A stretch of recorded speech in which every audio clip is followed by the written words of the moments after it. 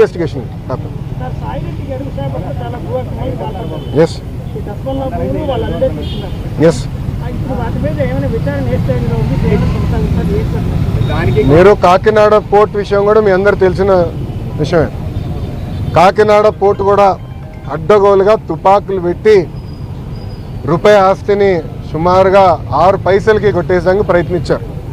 కొట్టేశారు, క్షమించాలి, ప్రయత్నం కాదు, కొట్టేశారు. ట్రాన్స్ఫర్ చేసుకున్న కేసు పడింది. దానిపైన ఈడీ వాళ్ళు కూడా లవ్ లెటర్లు రాశారు విజయసాయి రెడ్డి గారికి.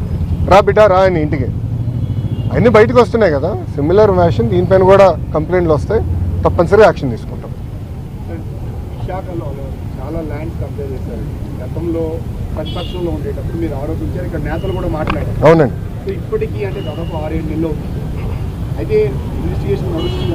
ఎక్కడా కూడా గతంలో అధికారులు కూడా స్వయంగా చెప్తుంది అంటే అంత లీగల్గా ఉంది, సో ఎక్కడ తీసుకోవడానికి ఆస్కారం లేదంటే. సో స్టిల్ ఇప్పుడు కూడా వాళ్ళు ఆక్రమణ. ప్లీజ్ బీ పేషెంట్, ఓపిక పట్టండి స్వామి, దర్యాప్తు జరుగుతుంది కదా. అవునండి. ఇప్పుడు ఒక మనం కూడా మాట చెప్పా, ప్రభుత్వ పరిస్థితి గురించి కూడా దయచేసి ఒకసారి ఆలోచించండి. గత ప్రభుత్వం చేసిన అవినీతులన్నిటిపైన ఒకేసారి నేను దర్యాప్తు చేయాలంటే ఇంకా లా అండ్ ఆర్డర్కి పోలీసులు మిగలరమ్మా.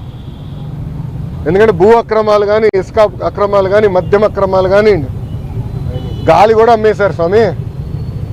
ఇంకా లా అండ్ ఆర్డర్కి పోలీసు ఉండేదానికి ఉండదు. ఎందుకంటే ఒక్కొక్క ఇన్వెస్టిగేషన్ చాలా డీప్కి వెళ్ళాలి, పకడ్బందీగా చేయాలి. ఇప్పుడు లిక్కర్ ఉంది, చాలా పకడ్బందీగా చేస్తున్నారు. ఎవరెవరికి ఎప్పుడెప్పుడు ఎంత డబ్బులు ఎవరి చేతుల నుంచి మారినాయి మొత్తం వివరాలన్నీ సేకరించాలి.